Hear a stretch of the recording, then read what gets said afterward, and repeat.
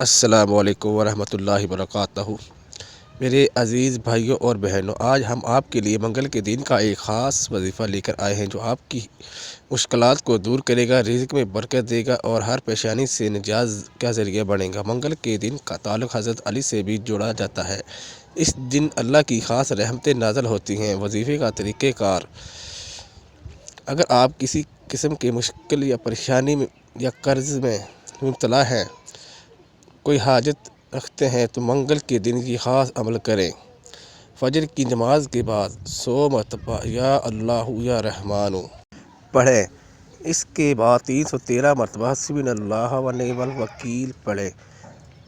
دعا کے بعد اللہ تعالیٰ سے اپنی حاجت کے لیے دعا کریں۔ اس کے علاوہ صدقہ دینا بھی بہت ببرکت کا ذریعہ بنتا ہے۔